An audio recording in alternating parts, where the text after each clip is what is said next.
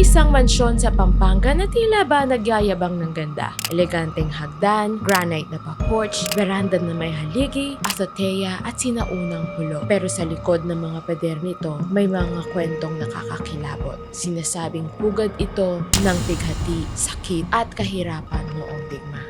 At hanggang ngayon ay may mga kwento pa rin na nagsasabi na nakakita at nakaramdam sa loob ng bahay na ito na hindi matahimik. Ano ba talaga ang totoong nangyari sa loob ng mansyon sa Santa Rita, Pampanga na tinatawag nilang Villa Epifania?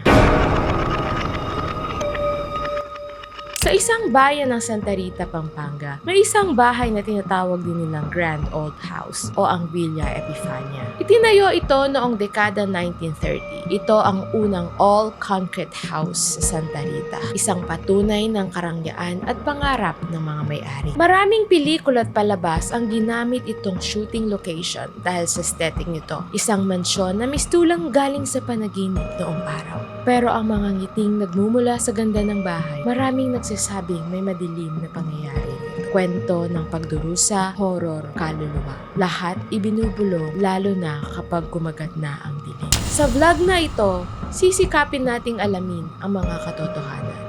Bakit nga ba may mga taong naniniwala pa rin at nakapagsaksi na may mga presensya sa loob ng Villa Epifania? Ito ang hamon. Alamin natin kung hanggang saan na nga ba ang misteryo ng mansyon na ito. Gamit ang mga dokumentadong kaalaman, testimonya ng mga nakatira, nag-investigate doon, at mga historical facts. Narito ang kasaysayan at ang kwento ng mansyon. Ayon sa mga nagkwento, noong World War II, ginamit ang Villa Epifania bilang headquarters ng mga sundalong Hapon. May mga nagsasabing dito naganap ang pahirapan at pag-aabuso ng mga lokal. Dahil doon, may mga sinasabing biktima ng karahasan at ang kanilang mga kaluluwa raw ay nanatili, hindi makatawid sa kabilang buhay. May mga lokal at mga caretaker ng mansyon na nagsasabing nakaranas sila ng kakaiba, malamig na hangin, biglaang pagbabago ng temperatura, mabigat na pakiramdam sa hangin, at mga aninong hindi maipaliwanag. May mga kwento pa o testimonya ang mga descendants ng may-ari o mga nagmana ng mansyon. Nakakita raw ng mga espiritu madalas na nagtutungo sa kasillas. May nakitang matandang lalaki at babae na biglang naglaho, na sinasabing mga dati ng may-ari o biktima ng digmaan.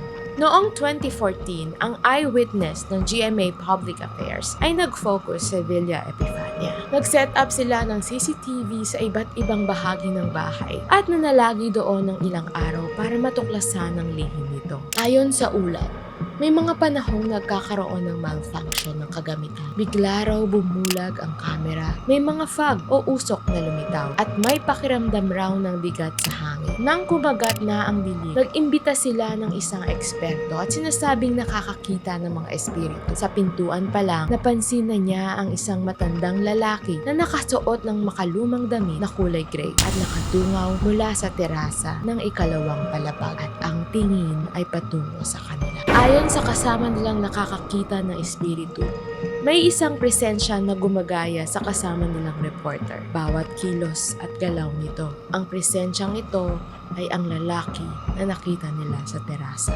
Habang sila ay nag-iimbestiga, tahimik na nakaupo ang espiritu sa isang upuan sa sala. Sunod naman niyang nakita ang isang matandang babae na nakaupo sa katabing upuan. Nang tignan niya naman sa salamin ang reflection ng reporter, kakaibang imahe ang nakita niya. Isang babae mula sa lumang panahon. Sinubukan nilang pumasok sa isang kwarto sa tapat ng master's bedroom para mag-imbestiga. Nang tingnan nila ang footage, napatigil sila na makita nila ang isang figura na lumulutang.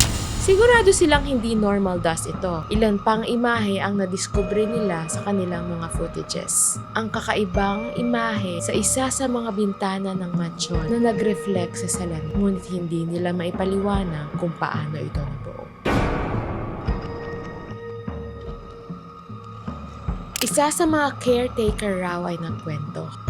Habang siya ay natutulog sa loob, may isang kamay na humaplos sa kanyang ulo.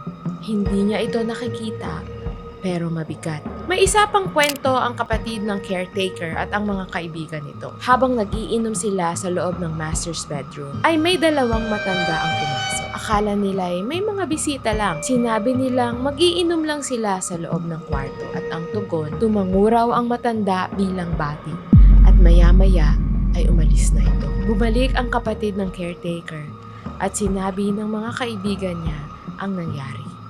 Sabay turo ng kapatid nito sa larawan ng mga may-ari. Yung mga yun, sila ang mga may-ari.